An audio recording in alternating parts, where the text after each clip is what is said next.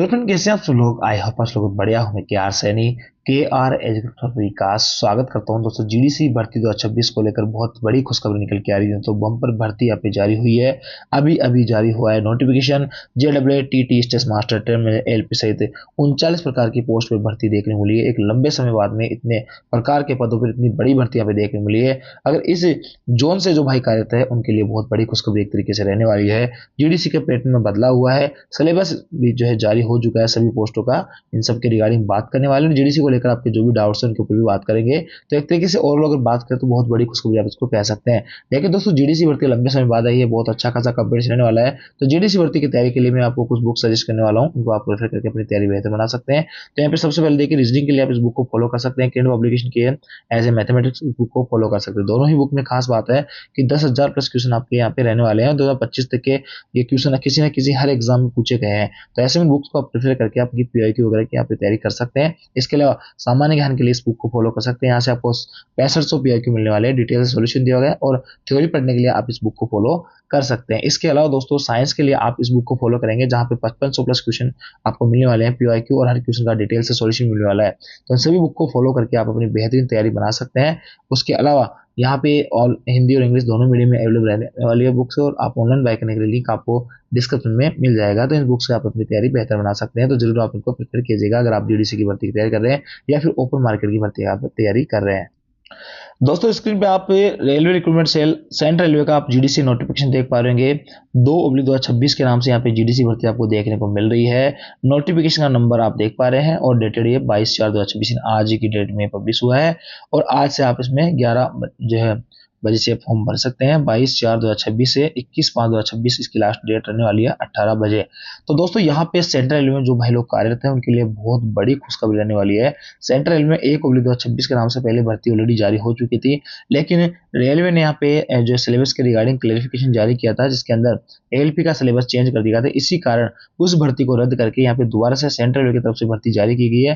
पहले 38 प्रकार की पोस्टों पर भर्ती जारी हुई थी, लेकिन इस बार 39 यानी 39 प्रकार की पोस्टों पर आपको भर्ती देखने को मिलेगी। तो देखिए यहाँ पे किस किस पदों पर भर्ती आई है। यहाँ दोस्तों देखिए, railway recruitment cell CR Mumbai invites online application from regular eligible employee except RPF और आरपीएस। आरपीएफ और आरपीएसएफ के जो भाई लोग हैं वो इसके अंदर फॉर्म नहीं भर सकते हैं।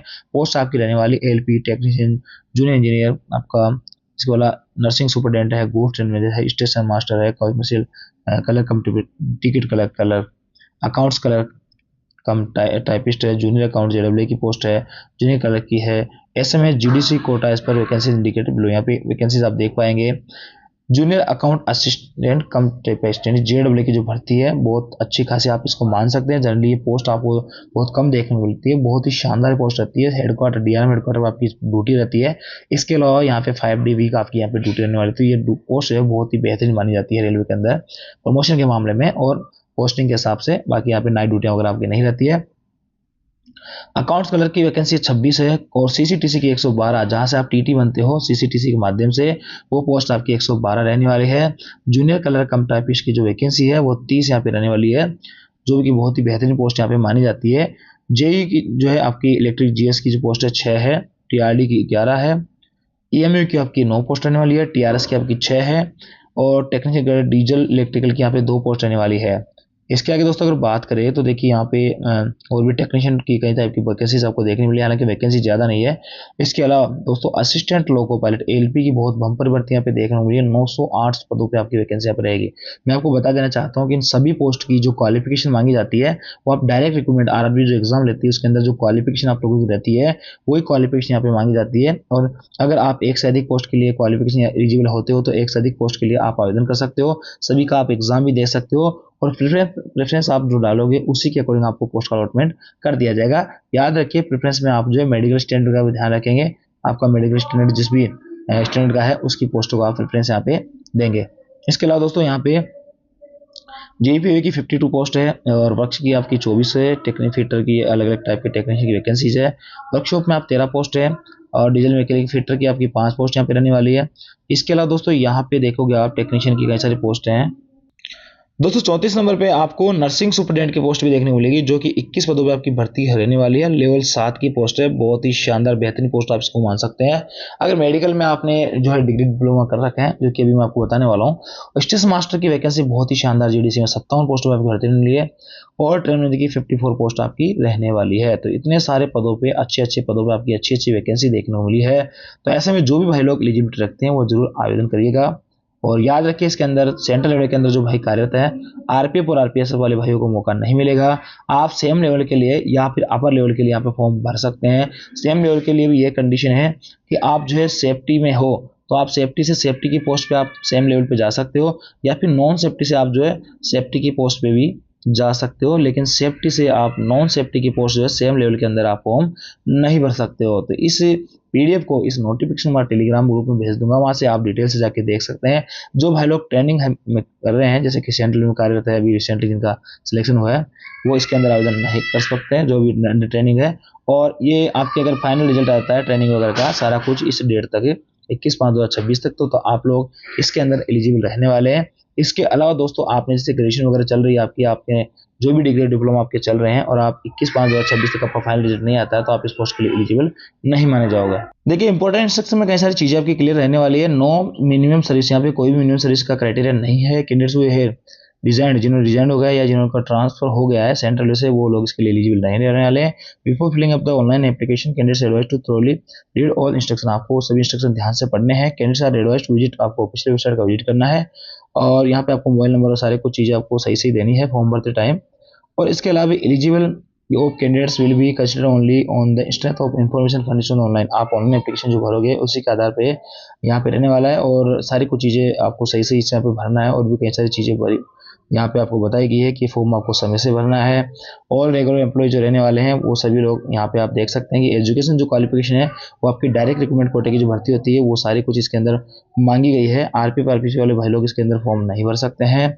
इसके अलावा इंपॉर्टेंट इंस्ट्रक्शन और भी कई सारे इंस्ट्रक्शन है। एज लिमिट यहाँ पे रहने वाली यूआर की 18 से 42, ओबीसी से 18 से 45, SC ST 18 से 47।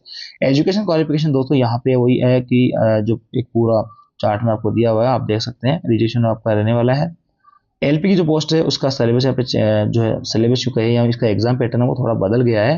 पहले इसके अंदर आपको जो ट्रेड का पेपर था वो अलग से देना पड़ता था, लेकिन अब ट्रेड के लिए अलग से पेपर नहीं देना होगा। 100 नंबर के क्वेश्चन रहने वाले, इसमें 25 क्वेश्चन आपके ट्रेड के रहने वाले हैं, बाकी 25-25 मैथ रीजनिंग जीके जीएस के यहाँ पे रहने वाले हैं।